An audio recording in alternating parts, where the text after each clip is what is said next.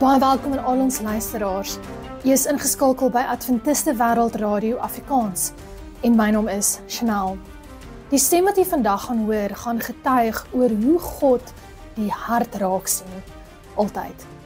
God het 'n polisieman geneem, gebruik en toe later verander in 'n predikant. En dit laat my dink aan die vers in Jesaja oor hoe God se gedagtes soveel hoër is as ons in. Jy luister nou na Stem van Getuies agter die besluit.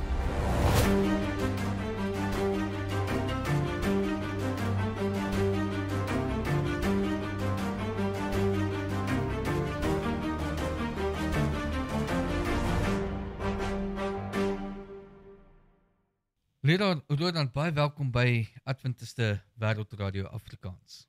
Baie dankie vir die uitnodiging, is goed om hier te wees. Nou leraar, Chanel se nou met jou gesels het en gesê, sy het jou leer ken van Hartjie dae af, maar ek het nou nie daardie voorreg gehad nie. Ons het nou eers onlangs eintlik ontmoet. Die eerste keer wat ek met leraar te doen gehad het, was toe ek saam met landelike gemeente gegaan het om boekies te gaan uitdeel daar in Tambazimbi. En toe daarna het ek die voorreg gehad om leraar se preek op te neem by Limpopo Saamtrek. Dit was nou laas jaar gewees. En daar het ek nog 'n paar interessante dinge ook toen geleer van 'n leraar wat besluit het om op 'n baie laat ouderdom te besluit om 'n leraar te word.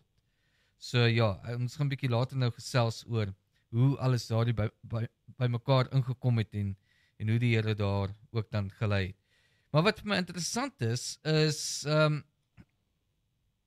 ek dink nie dit was die doel gewees om so in te stap nie, maar om skielik 'n predikant te word in 2021.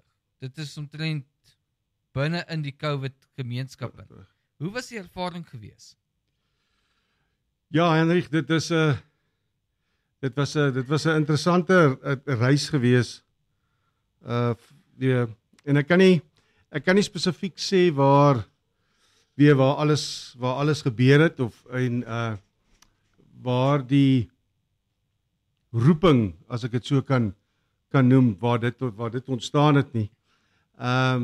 Maar soos ek met my ouers gesels het, toe ek tot die besluit gekom het dat dit is wat ek moet gaan doen, toe herinner hulle my, toe sê hulle wie hulle onthou as kind, was dit 'n passie gewees. Ek was altyd betrokke by die kerkskool. Ek was in Port Elizabeth by die kerkskool gewees. So ek was bevoorreg gewees om in die kerk groot te word. Dit was 'n briljante grondslag gewees, waarvoor ek baie dankbaar is. So ek dink die wortels begin skiet. En soos ek maar deur die lewe aangegaan het, kan ek onthou latere jare toe kry ek hierdie ek wil nie sê gevoel nie, maar toe kom dit by my, luister, ek dink ek moet hierdie is die rigting waar ek moet ingaan. Dit is wat ek moet doen. En so gaan dit toe nou maar aan, en ek dink ek het myself oortuig dat nee, dit kan nie so wees nie. Ek is nie uitgemaak om so iets te doen nie. Ek onthou op skool kon ek nie eens met 'n mondeling eintlik voor in die klas staan en gesels nie en praat nie. Weer nou hoe te meer as ek nou nog in 'n gemeente gaan staan en ek is besig met teologie en ek bespreek iets weer uit die Bybel uit, en ek sit hier met 'n gemeente voor my waar daar hoeveel geleerde mense wat nou al jare weer in die kerk saamkom en hulle kennis is net so, en nou moet ek kom staan en gesels en ek moet iets oordra. Toe sê ek, nee, hoe gaan ek dit kan doen? Dit gaan net nie vir my reg wees nie. Maar so gaan dit aan, en ek dink dit was 'n voorbereiding gewees van die Here om my begin gereed te maak vir dit wat beplan was. Wat hy, sy pad vir my gewees. En tot op 'n stadium toe sê ek vir my vrou toe ek finaal toe sê ek, weet wat, ek moet hierdie gaan doen. Ek was toe al heelwat betrokke by die gemeente gewees. Ek was bevoorreg, ek het as jong man was ek eintlik nog tiener op skool was ek die haken gewees weer aan Port Elizabeth. En so het ek nou toe aanbeweeg en ek gaan toe deur waar ek ouderling was en toe word ek hoofouderling. So en ek het so in die stelsel, as ek het so kan sê, weer begin inkom en baie geleer, veral in 'n groot gemeente. So dit was die grondslag gewees en toe kon ek net nie meer myself oortuig dat ek dit nie kan doen nie. Alles het daarop gewys dat dit is wat ek moet gaan doen en ek dink Chanel het een van haar vrae wat sy daar gestel het, toe sê sy wonderwerk. Ja, weer daar's daagliks weer wonderwerke wat steeds gebeur. En as ek vat waar ek was, waar ek gewerk het vir 'n groot maatskappy, en toe ek nou begin studeer het, dat ek hierdie besluit gemaak het, hoe alles net in plek geval het. Al was daar teenkanting gewees in die werksopset waar ek was, het ek begin studeer en dit was hard, dit was moeilik, dit was eensame tye gewees. Toe ek begin het by Unisa, het ek nie naweke gehad nie. Al wat ek van 'n naweek gehad het was 'n Sabbat gewees. Sure. Want ek moes leer en ek moes werk. Ek het 'n gesin gehad wat ek moes onderhou. So ek moes bly werk. So as ek van die werk af gekom het en ek het in Kagiso, aan die ander kant Kreeusdorp gewerk en ek moes ry van Centurion af elke dag. So dis vroegoggend ry, ek kom terug, dan moet ek tyd met my gesin spandeer. En dit was maar net gewoonlik oor hier by die etenstyd gedeelte wat ons saam was. En dan het ek daar my gaan afsonder daar agter my lesenaar en begin. En so het dit aangegaan totdat ek daardie weer my graad by Unisa voltooi het en toe moes ek nou verder gaan om vir die konferensie doeleindes om in die bediening in te gaan. Toe moes ek Solusie toe gaan en ek moes daar verdere studies daar gaan doen. So ek doen toe by Unisa doen ek toe my BTH graad en by Solusie toe voltooi ek my BA TH graad, teologie graad. En in daardie tyd, ek dink dit was hier in 2020, het ek toe amptelik begin by die konferensie as intern. En ek dink ek was seker tot vandag toe nog seker die oudste intern gewees. Ek wil net vra, ek dink nou aan daar's 'n reeks wat gemaak is oor de Rookie. Hierdie ou polisie of hierdie ou man wat inkom en nou skielik 'n polisieman wil word. Nou, ek weet Leonard was 'n polisieman voordat Leonard in bediening gekom het. Nou, net 'n bietjie agtergrond te kry van wat van daar af gebeur het is, hoe het hierdie hele bediening sy vorm gekry vanaf waar dit nou is, maar hoe dit gekom vanaf die plek af van 'n polisieman na iemand wat die woord nou bedien? Yes. Dit is 'n goeie vraag en is 'n as ek nou vinnig daaroor moet dink, jy word wel ek het geglo in my tyd toe ek polisie toe gaan, jy word nie 'n polisieman net om 'n polisieman te word nie. Dit is amper soos 'n roeping, jy soos 'n verpleegster. Jy word omdat jy graag wil bedien, jy wil graag versorg, jy wil graag help. Nou aan my kant met die polisie is dit ek het ook gegaan om die gemeenskap weer te dien, want jy wil daar wees om die gemeenskap te beveilig en en so deur my loopbaan, dit was 'n wonderlike loopbaan gewees in die polisie. As ek terugkyk, was was dit regtig baie goeie tye gewees en my eintlik baie groot gemaak. En as ek vandag dink wat die polisie se bydrae is in my bediening, dink ek is dit baie. Hoe jy leer om met mense te werk, hoe jy leer om met mense te gesels, hoe jy leer om mense op te som.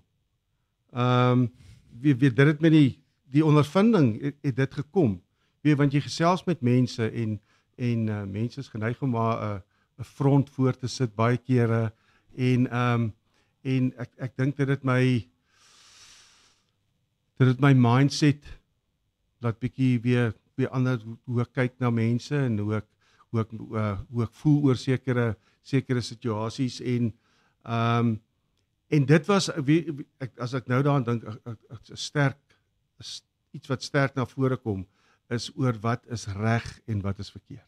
In die polisie het jy natuurlik die reg en die verkeerd, jy die landswette wat gehandhaaf moet word en natuurlik die wat daarteen gaan.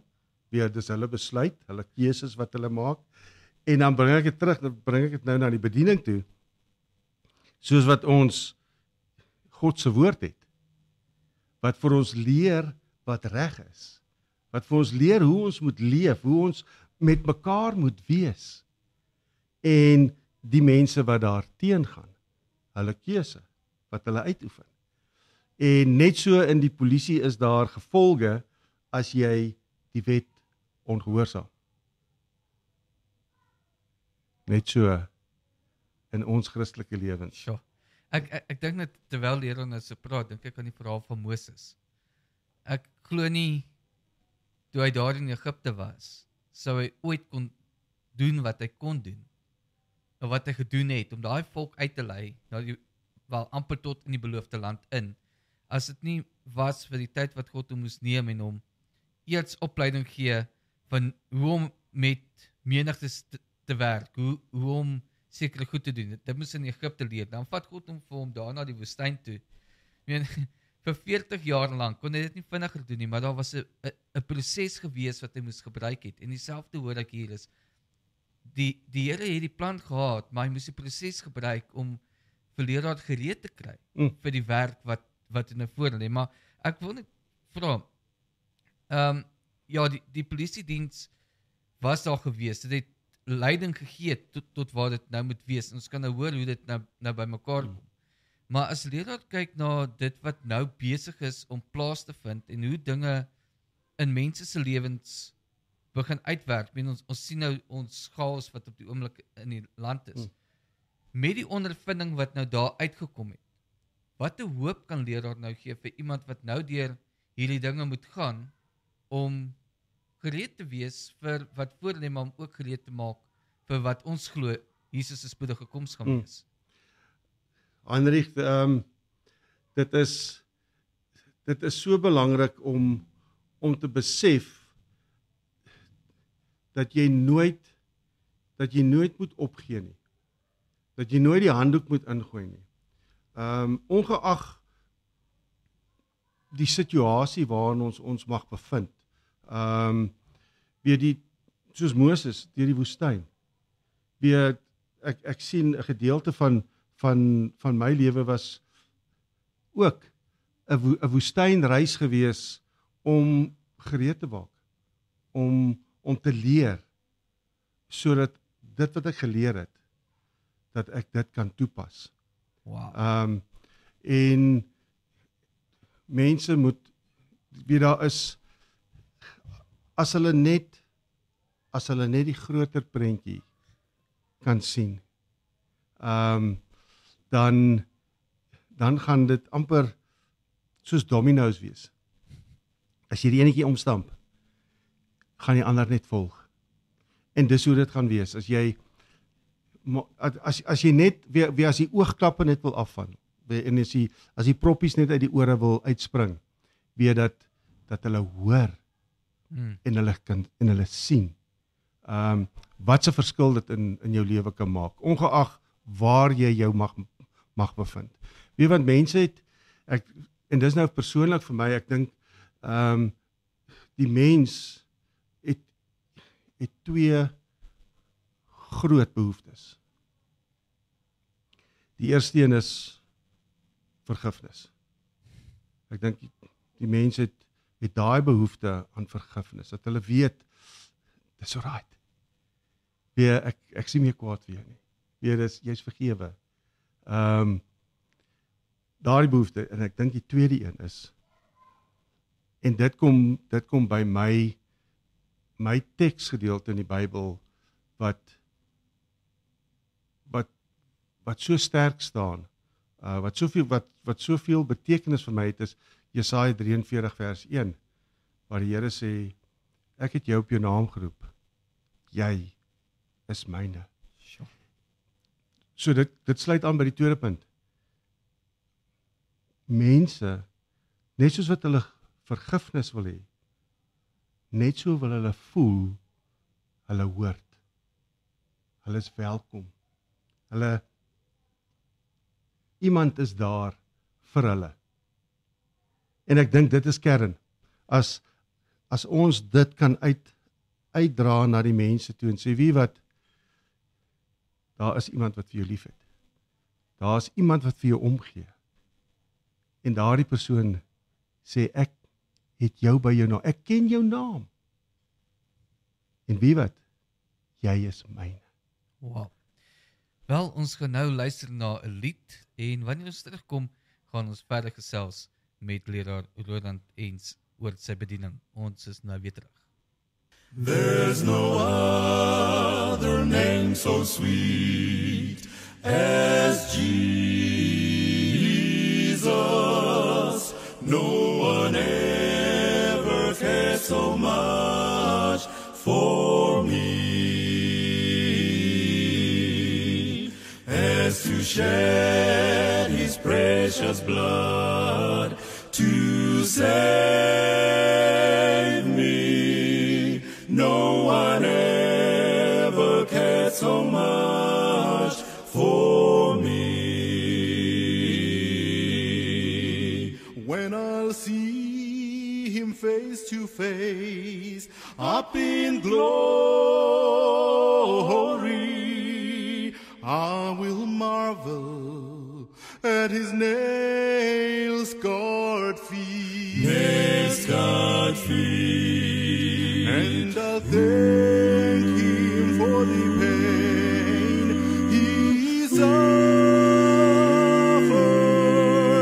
because he cared so much for me. There's no one cares, no one cares like Jesus. There's no friend so precious to me, who will carry your cross to Calvary. No one ever cared so much for me. There's no one cares like Jesus. There's no friend so precious to me, who will carry your cross to Calvary. No one ever cared so much for me. No one ever cared so much for me. For me.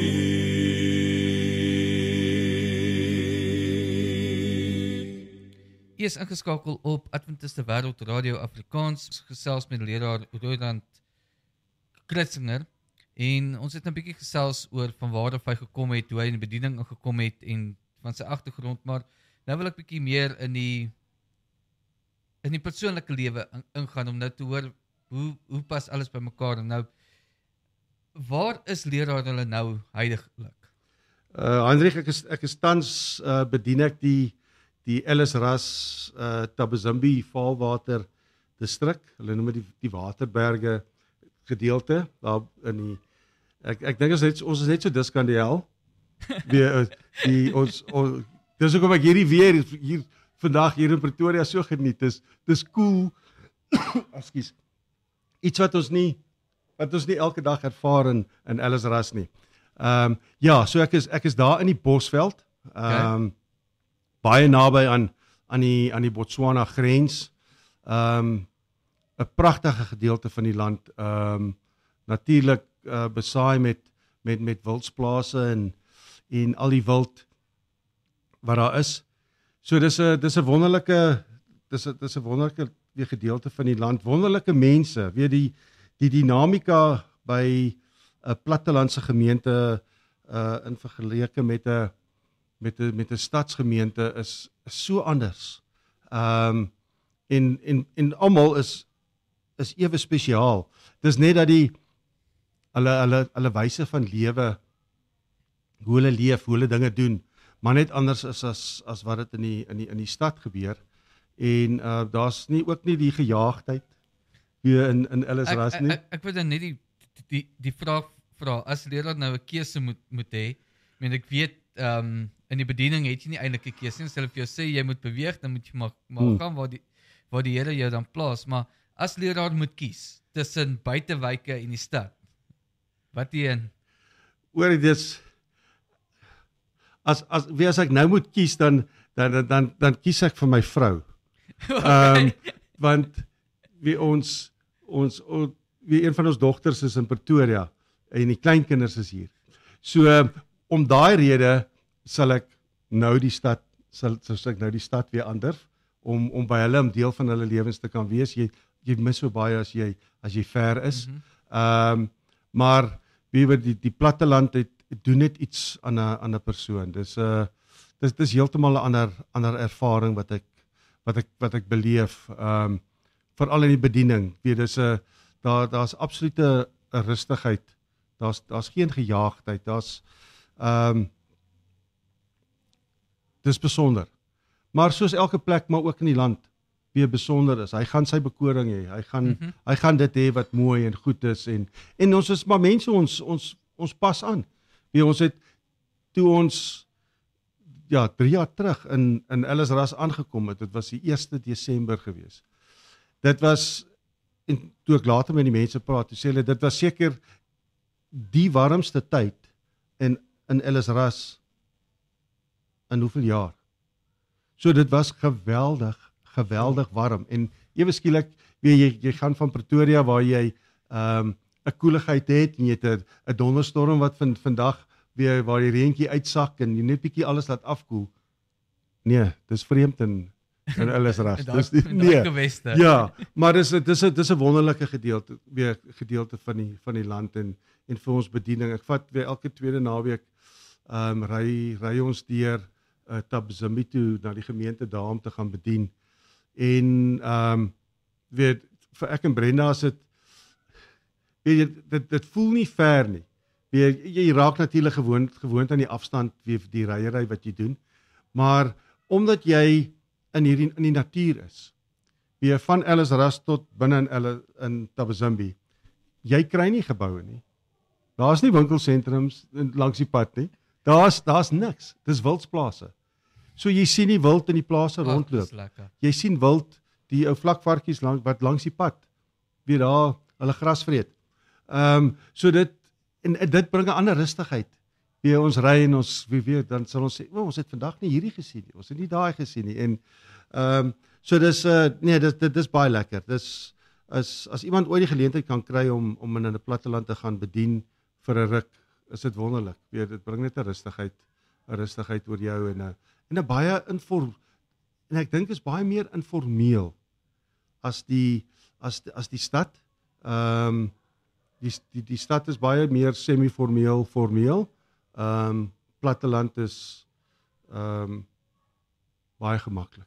Daar's nog een ding wat ek wil vra en dit is nou uit persoonlike ondervinding uit waar ek ook nou kom uit die werkerswêreld uit. Ek het vir 'n maatskappy gewerk wat jou tyd is beperk, jou goed is binne in hulle raamwerk ingebou en toe kom ek nou waar ek nou voltyds hier in bediening kan wees en ek het meer tyd bietjie ook vir my familie. Is dit dieselfde ervaring wat leraar gehad het om te skuif van polisiemag af na voltydse bediening toe? Ja, dit was weer polisie en privaat sektor. Jy was baie dit was baie rigied geweest. Weer daar was nie baie leeway geweest nie, as ek dit so kan stel. Weer jy moes, hulle het jou pond vleis gesoek. Weer hulle het jou betaal vir daai pond vleis en jy moes elke dag daai pond vleis lewer ongeag wat. Die bediening en wat so wonderlik is, as jy kyk, ek sit op Ellisras, so ek is ver van die konferensie af, van ons direkteure by die konferensie. Selfs in die stad, hulle is nie daar om, hulle loer met jou skouer om te kyk, is jy besig met hierdie, waarmee is jy doenig? Doen jy dit waarvoor ons jou betaal om te doen? En ek dink dit maak elke predikant so uniek, omdat hulle weet, hulle is daar buite, die ander kan hulle nie sien nie, maar hulle weet wat hulle moet doen. Hulle weet waar hulle plek is in daardie dag. So, jy beplan jou dag so rustig, en jy gaan aan, ja, jy besig, jy het baie mense om te sien en so aan, maar jy bestuur jouself, en dit maak die hele opset net so gemaklik, dat jy effektief jou werk kan doen, en deur al daardie hierdie weer agter jou skouer kyk, weer uit die weg uit te ruim, weer hierdie las op jou skouers, wat dit soms veroorsaak in 'n werksplek, kan jy aanbeweeg, en jy doen jou werk, en jy kom met die resultate, en dis net wonderlik. Ons het 'n plig, ons weet wat ons moet doen, ons kan nie verslap nie. Kan ek sê, dit is eintlik waar so 'n goeie rentmeester inkom. Want baie keer dink mense, as jy praat van rentmeester, dit gaan soms net oor die geld, maar dit gaan nie net oor geld nie, dit is baie meer. Leraar, ons tyd is besig om vinnig te hardloop, ek kom nog by 2 of 3 dinge, die eerste een, leraar se gunsteling vers. Gunsteling vers? Ja. Jesaja 43 vers 1. Ek weet ons net. Ons het hom nou genoem. Ek het jou by jou naam geroep, jy is myne. Weet, die Here ken my naam, hy het my geroep. Ek behoort aan hom. Die tweede een, wat is die beste advies wat leraar al ooit ontvang het?